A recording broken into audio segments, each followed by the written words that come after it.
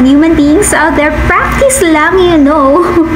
So, nag-practice lang tayo ng pwede natin ibang gawin sa ating videos like ASMR, something like that. So, yun na nga, diba? So, medyo hindi pa tayo masyado marunong sa mga pagganyan-ganyan. So, ayun na nga, nag-nail polish pa ako for it. So, ayan na nga. Skin Wonder, my life wonders, and human beings out there. Hey, Skin Wonder, my life wonders, and human beings out there. This is Ella and welcome to my Skin Wanderer and More channel. And today, we will wonder trying this. This is a 5D Baby Band Trilogy Small Flames with lower eyelashes. I wanna try this. This is kind of false lashes na no need for glue because meron na siyang sarili niyang glue. So, this is reusable kind of false lashes daw. So, I don't know kung nilalagyan ba siya, kailangan mo ba siya lagyan ng glue after mong gamitin for the second time. Pero, based on what I've read on the instruction, parang wala naman. So, ayun na nga, hindi tayo naka-order ng ibang design for this, but I wanna try this and compare this to those na na-try ko na, like false lashes na buo lang siya, diba? May false lashes ako na trinay, nung pinakauna kong trinay yung false lashes. That is a false lashes that I need to put on some glue first before ko siya ilagay sa lashes ko or sa eyelid ko or near my real eyelashes. So, ayun na nga. And yung false lashes na yun, kailangan mo pa siyang medyo patuyuin for at least few seconds, ganun, bago mo siya idikit sa near your eyelashes. And medyo hassle kasi yun, diba? Kasi yung pag napasobra yung glue na nilagay natin, masyadong obvious kahit na clear yung glue na nilagay natin. And sometimes, naiiwan siya dun mismo sa ating eyelashes, which is nakakasira sa eyelashes natin kapag na-remove na natin yung ating false lashes na nilagay. And yung mga na-try natin na false lashes na yun kasi, yung glue niya hindi masyadong madikit. I don't know, kasi maybe cheapest yung, or cheapest yung na-try natin na false lashes with glue. And then, na-try na rin natin yung false lashes na magnet, diba? But I haven't uploaded that yet kung paano ko siya trinay for the first time. And isa yun sa mga nakaipon kong videos ng 2024. Hindi ko siya ma-edit actually. I don't know what is happening to my gadget. Bakit hindi ko siya ma-edit kahit voice over na lang yung kailangan ko para upload ko siya, but I will still upload that. And ito yung third na false lashes natin na ita-try. And this is actually hiwalay-hiwalay siya. Yung magnetic na trinay natin kasi isang buo siya na lashes, di ba? Hindi siya hiwalay-hiwalay. And yung na-try ko na false lashes na yun na magnetic is may dalawang magnet lang. Pero kasi may nakita ko na false lashes na magnetic din. Tatlo yung magnet niya. And yung na-try ko is dalawa lang. Sa dalawang dulo. Let's try na. So, kung medyo sablay, diba? Alam na natin kasi, you know, we need to base on the price din. So, ayan na nga. So, ayan siya. Very natural looking naman siya. And kapag tinouch mo din yung ends niya, actually, very natural din yung pakiramdam. So, let's try it na. So, eto, lahat ng makakapal na to na lashes, yun yung mga para sa upper natin na false lashes, and ito yung sa lower. So, i-try na natin siya. Let's see kung ano mangyayari. Yan na nga. So, hindi na ako nag-curl ng false lashes ko. Tingnan natin kung kaya naman. Diba? So, unahin natin yung upper before yung lower. So, ayan nga. Medyo parang mahirap siya ilagay. Look at that. Diba? Nakikita ba siya? Ayan.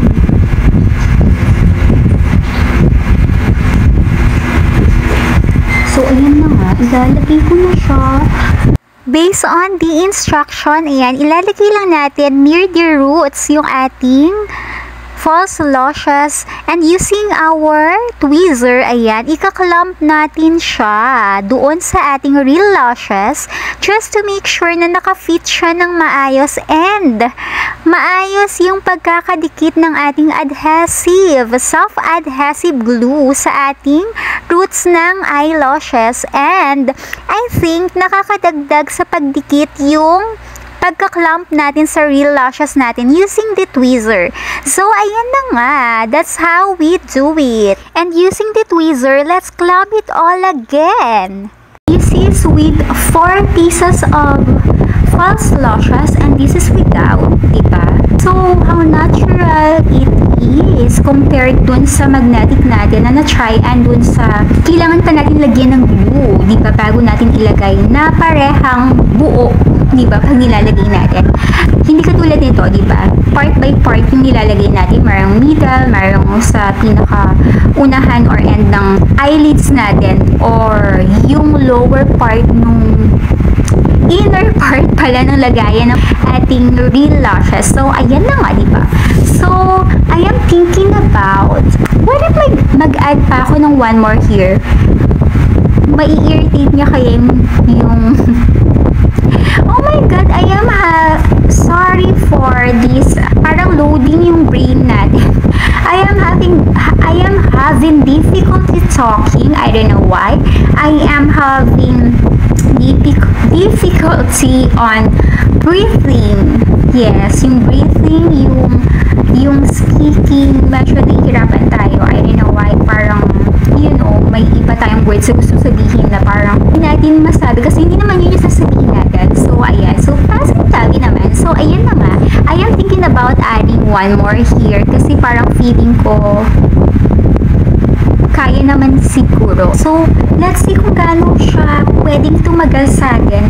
And, I am really undecided kung mag-add pa ba ako ng isa dito or pwedeng ika-irritate ng eyes natin kung mag-add pa tayo ng additional dito sa may part dito. Pero, anyway, ayan na yung with and without the self-adhesive false lashes, and the style is 3D Baby Band Trilogy with small flame sa lower eyelashes. So, maglalagay na tayo ng lower eyelashes para lang sa content natin, diba? Para ma-try natin sa content na natin. And I am not going anywhere. Usually kasi pag may mga ganito ko na gawang content or product review for content, meron talaga akong lakad. You know, hindi talaga ako masyado nag-e-effort for content na wala lang, gagawin ko lang siya kasi magpakontent ako. That's why, keep under my life wonders and human beings out there, keep pushing me to do some contents like this, diba? To those who haven't subscribed yet, what are you still doing there? Subscribe now! So, ayun na nga, medyo nakukulangan talaga ako dito sa part dito. I really wanna try to add more, pero ayoko kasing i-cut yung false lashes natin. Let's see kung pwede natin siyang ilagay nang hindi ma-irritate yung eye natin, di ba? Ayun, i-remove na lang natin siya pag nagkaroon ng irritation.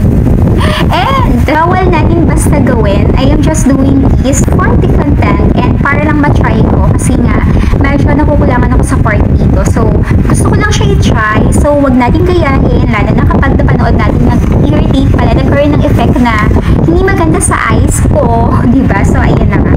So, mag-add ako ng one more here on this part. So, sinagad ko nga dito yung false lashes natin na nilagay ko, ayan, sa dulo ng aking mata. So, ayan, diba? And yes, obviously, hindi pa natin nalagay yung ating lower part ng mata, but ayan. Let me try to put this now on this part. So, ayan na, nalagyan na natin siya and slightly irritating yata siya. So, I don't know if it's much better or not. So, ayun na nga, we added the last part which is the fifth one, diba? 5 pieces ko yung nalagay natin sa upper eyelashes natin. So, magta-try na ako ng lower part. So, maglalagay na nga tayo. medyo madikit na siya talaga.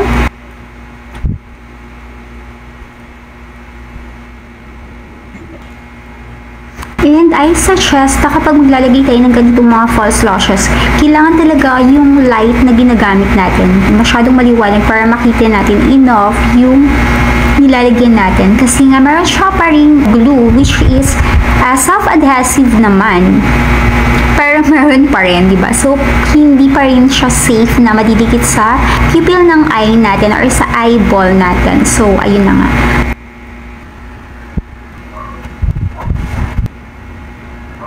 So, ayan siya. This is with self-adhesive 5D Baby Band Trilogy with small flames lower lashes. And this is without the false lashes. So, parang okay naman siya and comfortable naman siya. So, para sa akin, I like it much. So, ayun na nga. And, let's see kung makaka-less hassle ba siya kapag meron tayong kailangang puntahan. Like, day before tayo may lakad, ano ba mangyayari sa kanya kapag nilagay na natin night before tayo aalis, di ba? Tapos, anong mangyayari kapag naligo tayo, nag-shower tayo, or nag-wash na tayo ng face natin, nag-remove tayo ng makeup and whatsoever? Ano may masisira ba? Mawawala ba yung effect ng glue niya? Yung self-adhesive glue niya? Mawawala ba agad? Yung ganon. So, let's try that. So, ayun na nga. So, what that? So, ilagay na natin yung isa pa.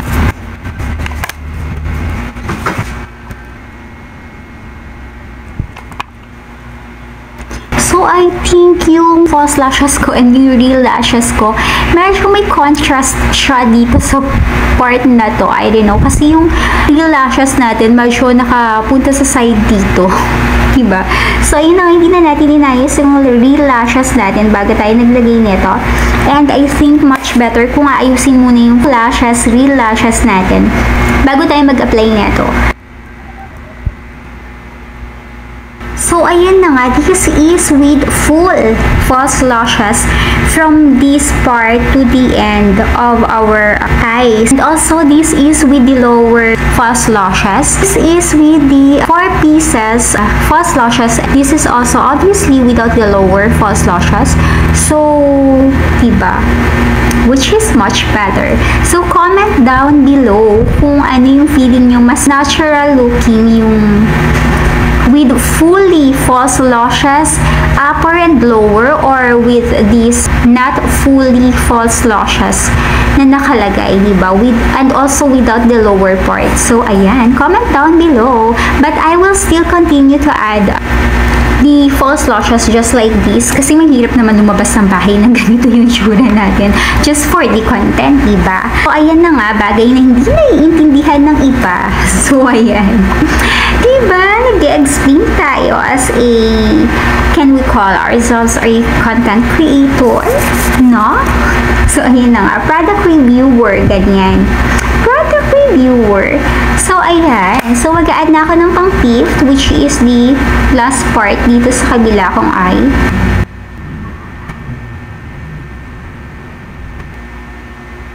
So, ayan. I hope nilagay natin siya ng maayos. So, ayan na nga, after 6 to 7 hours, the same day ng application natin ng ating false lashes, ayan na nga siya, nag-try na tayo na mag-wash ng ating face. Ayan, so, as you can see, I am blinking my eyes kasi feeling ko nagdidikit yung lower and upper lashes natin. So, ayan na nga, and parang meron ng part na matatanggal. So, hindi ko muna ni-remove. So, ayan na nga.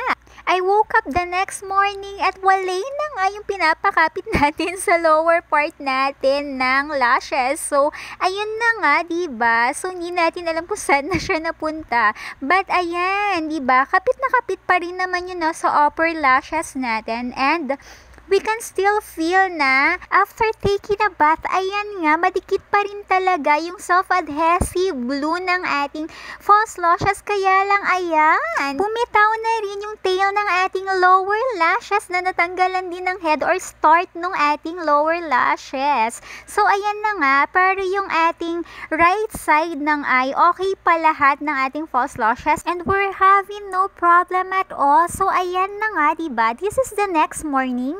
And nakaligo na nga tayo ulit niyan. So, checking the lashes. Ayan, the false lashes. Meron na nga tayo ulit na tanggal sa tingin part ng right eye natin. So, ayan na nga, diba? Pinalitan na rin natin uli. So, ayan.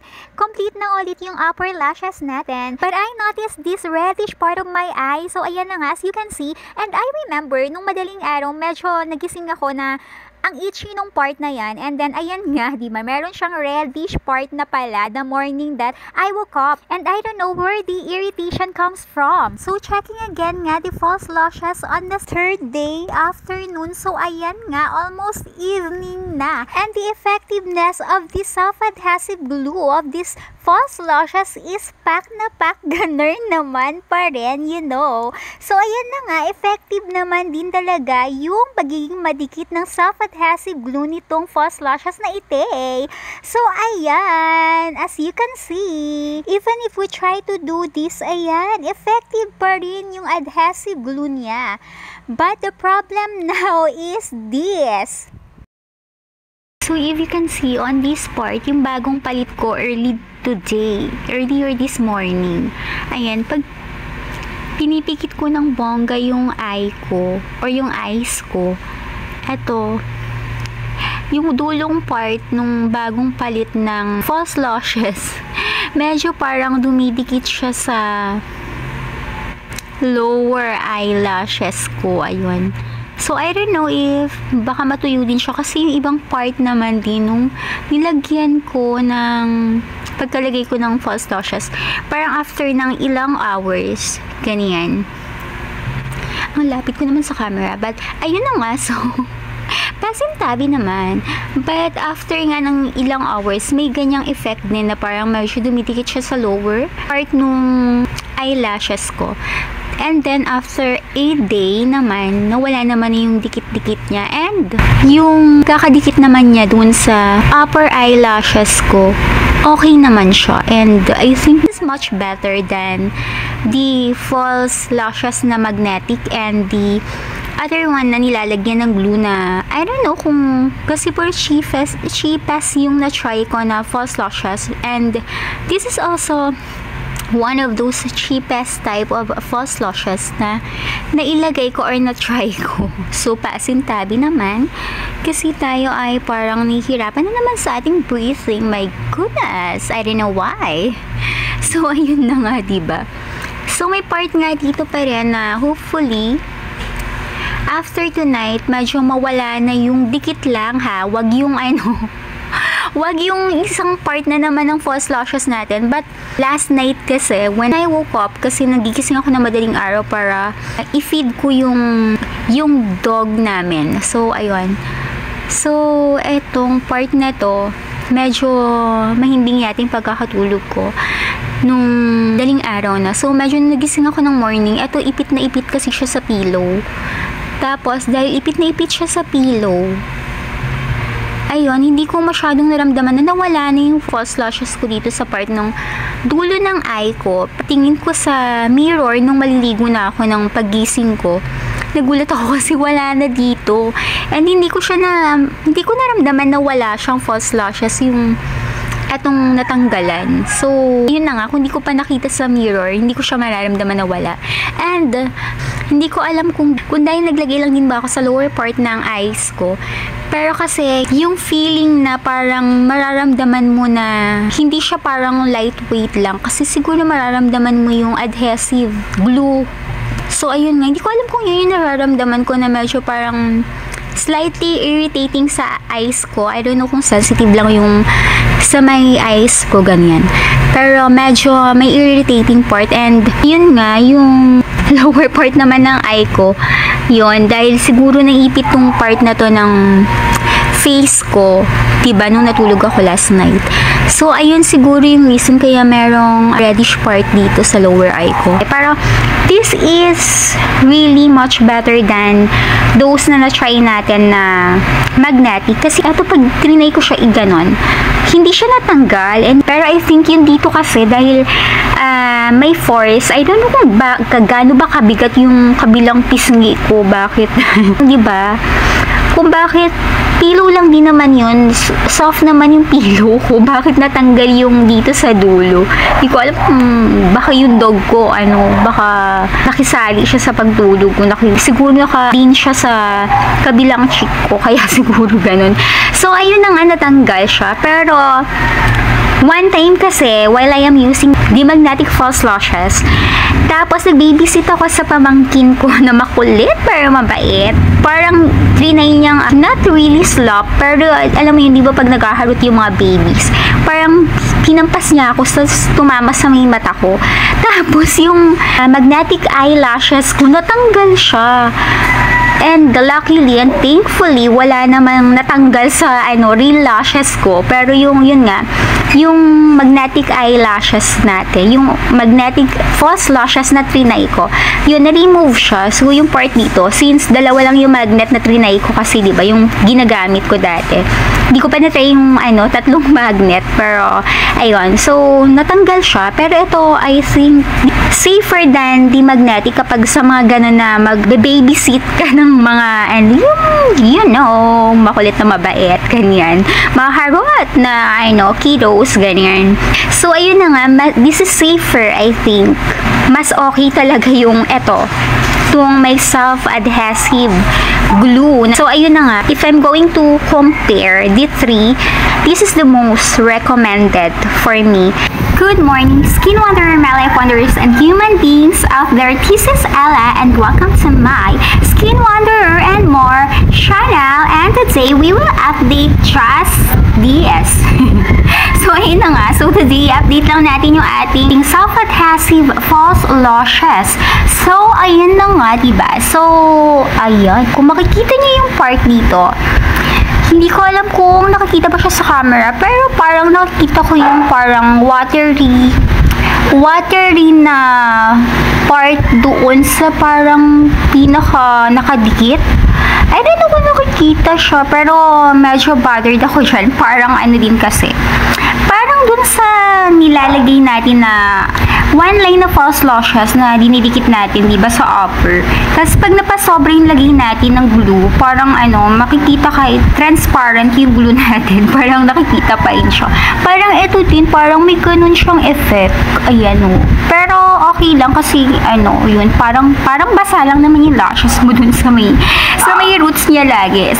And then, after 2 days nga na nilagyan tinpong natanggalan na to. Nanggigigil ako. My goodness, diba? Hindi ko alam kung paano ako natutulog talaga. Yung pillow ko ba, sinasaputahin niya talaga yung false lashes ko. I cannot, diba? Hindi ko alam kung ano bang dinadagan ko dito sa kabila kong face pag natutulog ako nang nakaganon yung mukha ko sa pillow ko, diba? Sumasabit ba siya dun sa pillow? Pero ayan na naman siya after 2 days, diba? So, pinalitan ko to ng January 20. So, pinalitan ko siya ng January 27, diba? Kasi nga natanggal siya nung morning din pag gising ko. So, ayan nga siya ulit. Na ngayon? It's January 30, diba? After 2 days, ayan siya. Ayan siya. Wala na naman yung part na nilagyan ko. Kakapalit ko lang yan. So, ayun na nga. Pero, ang nagustuhan ko talaga dito sa false lashes with self-adhesive glue, ayan siya, diba? Diba, tumagal pa rin siya ng ilang days. And etong ibang part na to, from here to here, except nga itong sa last part, which is the tail. Tail pala yung tawag doon. So, ayun na nga. So, yung sa tail part ng eyelashes natin, nakaka-lurky, diba? Lagi siyang nawawala. Pero etong mga part from the start to almost the tail part, ayan. From the start na nilagay ko siya, ayan pa rin yun. Wala pa akong pinapalitan dyan. And ayan nga, diba? So, eto, meron lang part dito sa start nitong mata ko dito sa may left na nakaangat na siya yung sa start niya. Ayan. Kung alam ko nakikita, pero ayun na nga. Diba? So, ayan na nga yung update. I can still say that this is much better than the first and second false lashes that I tried. Diba? So, ayun na nga. See you in the next wondering. So, ayan tayo. mag-update na rin tayo ng hair color natin. Ayan. Ayan na yung hair ko and hindi to naka-iron this time. Ayan. Diba? Yung bangs ko, hindi ko alam kung saan ba siya shape pero ayan siya. Irritating siya. Ayan. So, hindi ko siya in-iron. Diba? Hindi siya naka-iron ngayon. Ayan siya. And ito na yung color niya. Ayan na yung color niya after ng maybe 1 week or more na. So, ayan na yung color ni very light oaky ash. So, ayan. Before nga tayo naglagay ng very light oaky ash natin, meron tayong ibang color na nakalagay and my hair is bleach nga pala before tayo naglaro ng iba't ibang color sa kanya. So, ayan siya. Diba? Para siyang yung texture niya ngayon, para siyang dry siya na parang, alam mo yung hair ng doll? Ganun yung texture niya. So, ayun na nga. So, nag-hair update lang tayo sa color and the soft adhesive glue false lashes update lang din tayo. Kamusta naman sa pimple ko? Masakit yan. Alam mo yun? Masakit yan. So, ayun na nga, diba? So, yes. Good morning, Skin Wonder, my life wonders and human beings out there. See you on the next wondering. Bye-bye.